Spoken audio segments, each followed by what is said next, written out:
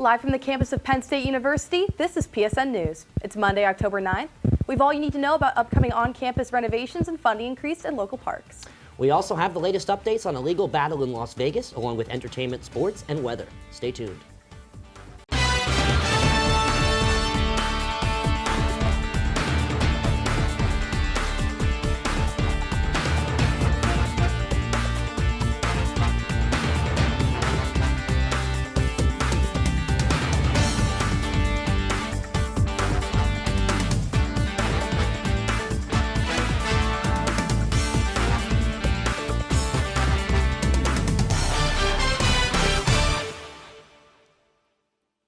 Thanks for joining us tonight. I'm Morgan Suppes. And I'm Ryan Lowy.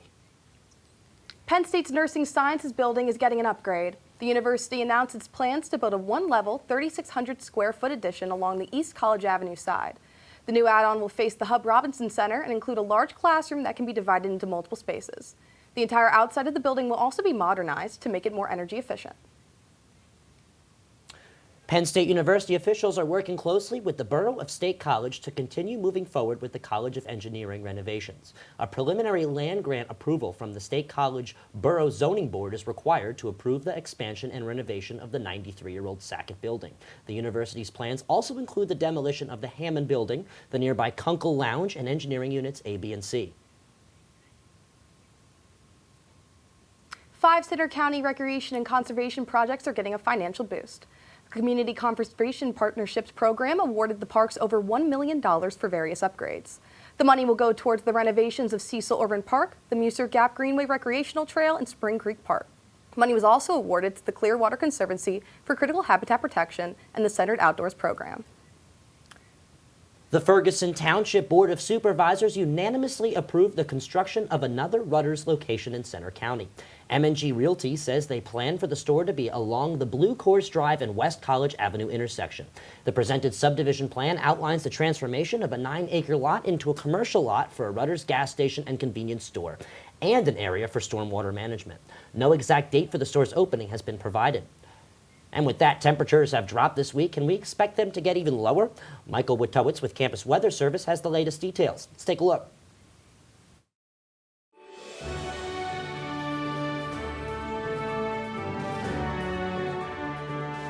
From the students of the Department of Meteorology and Atmospheric Science, here is your Penn State Campus Weather Service forecast. Good evening, State College. Mike Witowitz here with your Campus Weather Service forecast. Taking a look at a time-lapse of our conditions today, you can see we started off the morning quite chilly, dipping down into the upper 30s for us under some clear skies. As we head throughout the day, though, we saw some clouds increase for us, with broken cloud cover hanging around for much of the day, with high temperatures warming into the 50s, which is still quite below average. Overall, with winds gusting as well, gave the day an overall quite chilly fall feel for us. And as we take a look at your weather headlines for today, as I mentioned, it is certainly feeling like fall out there for us. A drastic change from some of the conditions we saw last week. You may remember last week we were looking at highs in the 80s. This week only looking at highs in the 50s and 60s. With that fall weather, though, we're also looking at some clouds that are going to hang around for us through much of this week. And unfortunately, as we look ahead towards this weekend, we're tracking a new system that is going to deliver us some wet weather. We just can't seem to shake this trend of wet weekends for us here in Pennsylvania. As you take a look at our high temperatures departures from average today, you can see from most of Pennsylvania we topped out only in the 50s today, with the exception of a few areas in southeastern PA. That put us anywhere from 5 to 15 degrees below average for this time of year. As you widen things out, though, we get a better picture as to what's actually going on here. We have a strong upper level low that's currently situated over Quebec, Canada, and the counterclockwise flow around this low is what's ushering in that cooler air from Canada. So as you can see, across much of the Great Lakes and mid-Atlantic portions of the United States, we're seeing below average temperatures for this time of year. Now, as we take a look at our future weather, you can see that that broken cloud cover is going to hang around for us as we head into tonight and into the day tomorrow as well, looking at much of the same, albeit a little bit warmer, but still a mix of sun and clouds for us for your Tuesday.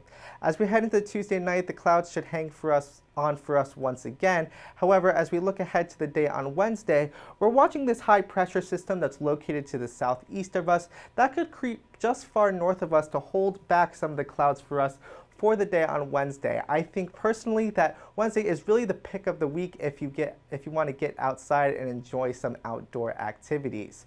Now, as you look beyond Wednesday, we can take a look at our upper air heights to get an idea of how this pattern is going to transition as we head towards the end of the week into this weekend.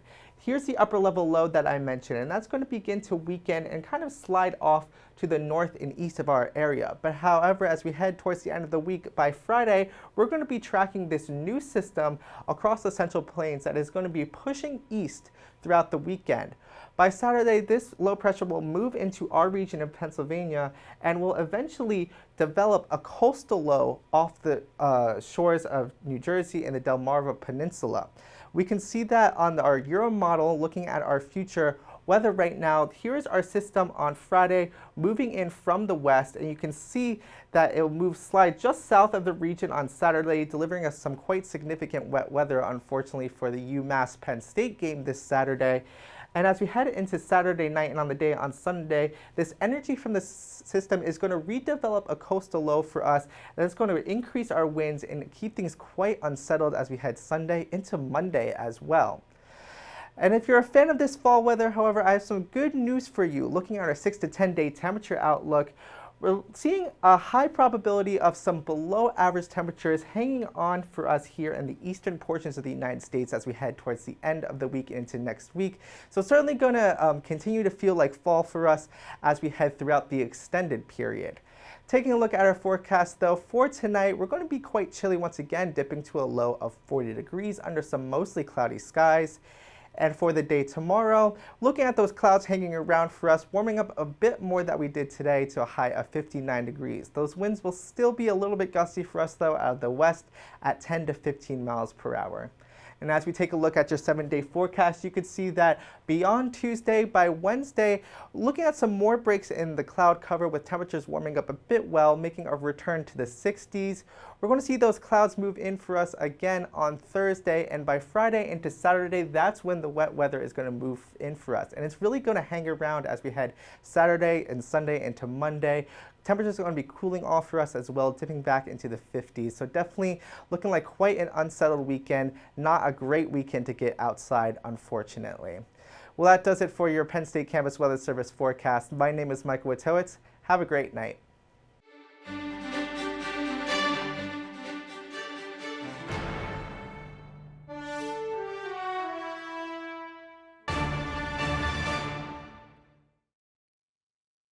Welcome back to PSN News. I'm Frankie Gallagher with your sports update. The Penn State men's ice hockey team triumphed 3-2 in a victory over LIU. Goals came from Matt DeMarsico, Ryan Kerwin, and Dylan Lugras. The winning shot of the game was scored in the third period by Lugras, solidifying the Nittany Lions' win over the Sharks. Goalie Liam Salor recorded 16 stop shots in the season opener. This marks the team's first victory of the season as they look to face off against the Clarkson Golden Knights at Friday, 7 p.m. Penn State women's soccer recorded their first win against Ohio State since 2019 this past Sunday with a score of 2-1. Both goals came from redshirt junior forward Caitlin McBean. The women's soccer team is currently ranked number 4 in the nation and look to remain undefeated at 11-0-2 as they gear up to face the Purdue Boilermakers this Thursday at 7 p.m. The Boilermakers are 3-10-1 and are on a 4-game losing streak. Penn State field hockey is reaching the end of their regular season. Reporter Hannah George was able to get out there for their most recent matchup. Hannah? Thanks, Frankie. A few days ago, I attended the Penn State field hockey game as they took on a Big Ten rival. Here's how that game went. Penn State and Ohio State, rivals in basically every sport, including field hockey. It's a happy Friday here at Penn State as number 16 Penn State is ready to take on Ohio State, ranked number 7. After a tough loss to Maryland 4-2 last week, they are ready to rumble here at the Penn State Field Hockey Complex. They cannot wait to start this game and really take on the rival team, Ohio State. The first 2 quarters went by in a flash, quite honestly. The two teams fought fire with fire and kept the score at an even 0-0 up until halftime. During halftime, I headed over to the other side of the fence to see what some tailgating fans had to say about field hockey in general and the game currently happening. So it's great to be here and to see all the alum, see the stadium being built, and to see the awesome campus and a beautiful fall day. It's like the perfect perfect day in the Happy Valley. I love everything about field hockey, but most of all, I love my teammates and the people that I'm officiating with. And of course, I love Shore and I love Penn State because we are Penn State! We are Penn State! We are Penn State! Woo! Near the end of a way more intense quarter than the last two, Penn State finally scored, making it a 1-0 game. This possible upper hand became even more evident when the ball was shoved into the net, making it a 2-0 game, your Nittany Lions. Just a little later, the Buckeyes finally put one on the board. Ohio State never did get a second goal, and Penn State upset the Buckeyes 2-1. This was Penn State's first conference win of the season, and a pretty big one at that. Definitely something that's going to keep the momentum going throughout the rest of the season. For PSN News, I'm Hannah George. After that game, I can't wait to see what's in store for this team. Their next game is at Michigan State this Friday. Back to you, Frankie. All right, thanks, Hannah. The MLB postseason started this past week with the wild card round ending in all sweeps. Now, the divisional round is underway with more face-offs to look out for. The Braves will take on the Phillies in Atlanta, followed by the Diamondbacks heading it over to battle the Dodgers. On Tuesday, the reigning champs, the Astros, will match up with the Twins, and the Orioles and Rangers playing soon after. The divisional round is a best of 5 games, so the first team in each series to win 3 games advances to the next round. All future matchups, times, and brackets can be found at MLB.com. That's all for your sports update. After the break, Juliana Tordo has the latest in the world of entertainment. Stay tuned.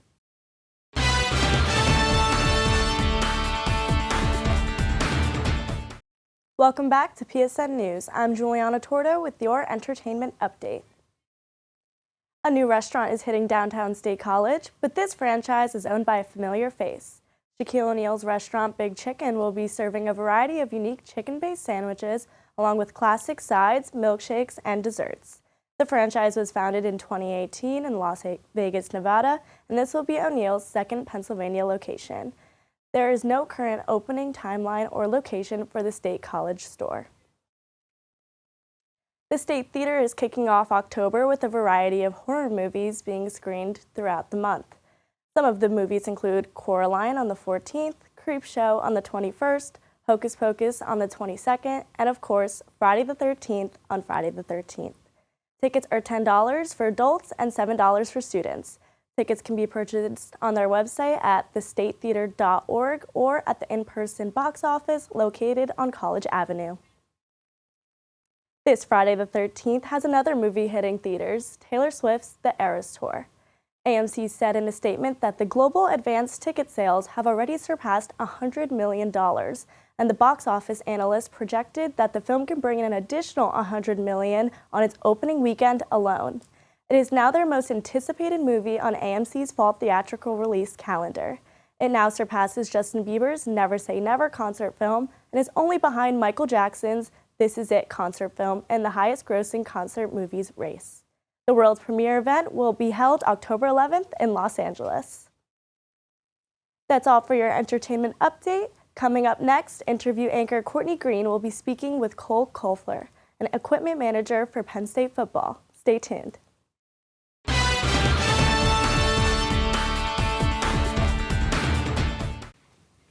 Welcome back to PSN News. I'm Courtney Green, and tonight I'm joined with Cole Koeffler.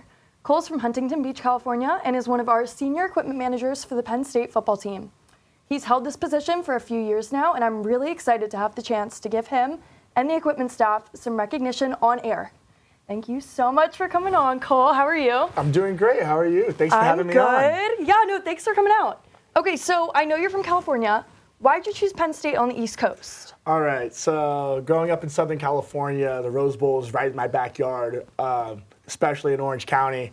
And my dad played football at USC, and he was a quarterback there from 92 to 96. Mm-hmm. And every year my family would try and make it out to the Rose Bowl. And in 2017, my family went when USC played Penn State, but obviously I was in my Cardinal and Gold at the time. But we tailgated with a bunch of Penn State fans, and I thought, man, like, I would so go here. These guys are so much fun. And, well, what do you know? I'm in blue and white now. You ended up here. That's awesome. Yeah. Okay, so this past year we played in the Rose Bowl. What was the significance of that to you, and how was your experience there? Man, that was just honestly very hard to put into words. Like the significance of that game, and to my family, and for it being right in my own backyard. I grew up watching it, like literally dreamed of as a kid playing in the Rose Bowl. Like the amount of situations, like me and my little brother have gone through. It's like, oh my God, it's 10 seconds left in the game to win the Rose Bowl. Like the amount of times it's been like that, it was just an absolutely surreal moment and a full circle moment for me and my family. Yeah, no, that's awesome. I'm so glad you got to experience that. Oh my goodness. Okay, so you started as an equipment manager for our football team, and then now you're one of the football managers for the wide receivers. How did you kind of transfer over in your role? So what actually happens is, as an equipment manager, you are assigned to a position group. So there's a team of 16 of us that are all assigned to position groups on the offensive and defensive sides. And I am assigned to the wide receivers based on kind of like a matchmaking skill. Like I played wide receiver in high school. I had an extensive knowledge in the game. So they thought it was probably an easier opportunity for me to work with the wide receivers, knowing that I have extensive knowledge on the position and the sport. So it's like a good match, you know? Yeah, honestly, a match made in heaven, if you want to call it that. Yeah, no, I'll totally go with that. That works perfect. Okay, so what's your day-to-day kind of look like? Like, what do you do? Oh, man, so I like to think of the equipment staff are like the Navy SEALs. We get in there super early, we get the job done without anyone seeing it, and then we leave it late at night. So each week, we have a team of 3 to 4 of us assigned to a laundry days. For example, my day is to do laundry on Sundays. So after a team does their practice, we'll do laundry. But it's our job at every single practice to take care of the needs of the players and staff and health and safety also. And we are kind of the clock that keeps this program ticking. We set up every single drill. We make sure every drill's out there, everything's set up, issue out gloves, jerseys, pants, cleats for all the players and staff too. But from about Tuesday to Sunday, it's straight work every single day, and Monday is our one-off day. You got an off day? Yeah. Awesome. Today is my off day. Okay, well, thank you for coming on. No problem. So what's a story this past year that's kind of contributed to your learning for this position, and what's kind of stands out to you? Oh, man. A story that has contributed to this position has definitely been like this year, for example, I have taken charge of the opportunity to be in charge of the players' gloves. So I issue out new gloves to every single player every single week, and I've kind of taken that as my thing that goes through me. Like people ask, oh yeah, can I get a pair of gloves? I'll go talk to Koff. He has to make sure that no one has over double-digit pairs of gloves if they don't need a double-digit pair of gloves. Yeah. So that's kind of probably the thing that has stuck out with me the most with that. But a story of something that will just never happen again over the past season is that I remember in our first game last year versus, I think it was Ohio, was our first game, and we accidentally forgot Coach Franklin's pants at Lash football building. Oh no. So I had to sprint from Beaver Stadium to Lash to go run and grab his pants and put it in his locker, and that was probably my favorite, one of the funniest moments of the season last year. That is funny, because we would have never known that. Coach Franklin almost went out without pants. Yeah, he had a pair. We just had to make sure the right ones were there. Yeah, we had to get them right. Yeah, okay. we had to get them right. But, and again, it's we're the ones kind of helping that. We're like the gasoline in the car, making sure that thing gets forward. So something like that. So you shared a story with me earlier about 2 semi-trucks kind of moving across to the Rose Bowl. Do you want to explain that? Yeah, so every single away game and bowl trip, we actually pack a semi-truck full of equipment and stuff that we need to tend to the players and staff. So usually we would pack 1 semi-truck to take, let's say this past week or 2 weeks to Northwestern. We packed 1 semi-truck. We had all of our stuff we needed for pregame warm-ups with all the players' bags with their helmets, shoulder pads, and all the jerseys. And we would just unload it in the locker room and set up. But for the bowl game, since we're there for a week, we have to bring 2. So we have to plan for an entire week. We have to plan for a practice, make sure everything's there for practice. And while packing it, we had both trucks packed, and they had to go get weighed in order to make the trip all the way to California, except the truck was 7,000 pounds overweight. So at about 11 o'clock at night, all 16 of us had to go over to where the truck was being weighed and move stuff out of one semi-truck into the other semi-truck And it was like, keep in mind, it's like December. So it was literally like 28 degrees and we're just like moving stuff from one truck to another after we just packed it all. So that was just an unreal moment. That is unreal. I would have never known about that had you not told me. Yeah. That's crazy. Okay, so where do you think you're going to be next? You're a senior, you're graduating. Where do you want to go? I'm definitely going back home to California and hopefully Warmer working. weather? Yeah, warmer weather, nice and 72, at the beach every single day. Probably, hopefully working for a soccer club. I worked for a soccer club for the last 4 years, and I'd love to go back there and keep working for them. And that's really in equipment, as an equipment manager. Yeah. I love what I do. It makes me feel like I'm genuinely part of a team and affecting the outcome. So No, I like could tell. that. You're super passionate about it. We're really grateful to have you here at Penn State. You've made a sure. big difference. No problem. All right, so thank you so much for coming in and talking to us. No problem, Courtney. Thank you for having me on. Yeah, no, of course. All right, stay tuned because coming up next, Morgan and Ryan will have the latest news from across the nation.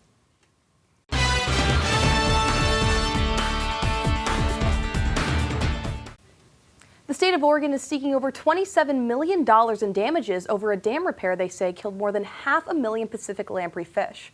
Repairs to a Winchester dam required a portion of the reservoir to be temporarily drained. The Fish and Wildlife Department said the Winchester Water Control District made no effort to protect and relocate the fish as promised. And over 550,000 Pacific lamprey died as a result. The species is incredibly important to the ecosystem and holds a large cultural significance to the local Native American tribes. An Oregon resident has been convicted of first-degree murder, unlawful use of a weapon, burglary, and assault. 3 bodies were found by police at Ben Pruitt's household. The 3 individuals were later identified as local Portland residents that live on the same street. Portland later learned that the murder was due to a massive property dispute. Pruitt is scheduled to be sentenced in January. 2 Nevada teens are facing murder charges after they recorded themselves running down a cyclist with a car. A video taken from the passenger seat of a stolen car showed the teens trailing behind by cyclist Andreas Probst. Police say laughter could be heard before the car veers off the road into Probst, ramming his bike and sending him flying into the windshield and killing him. Police say they have tied the 16 and 17-year-old suspects to at least 3 other hit-and-run incidents that same morning. The 2 teens are being charged as adults.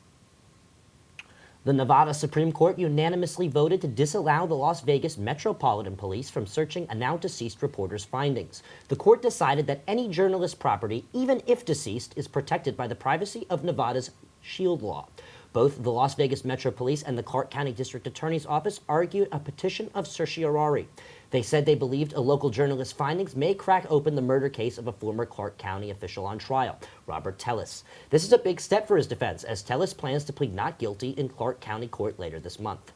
Well, that concludes our show tonight at PSN News. Be sure to check us out on Twitter and Facebook at PSN News, on Instagram at Penn State Network News, and to subscribe to our YouTube channel at youtube.com/PSN News. Have a great night and stay safe, Penn State.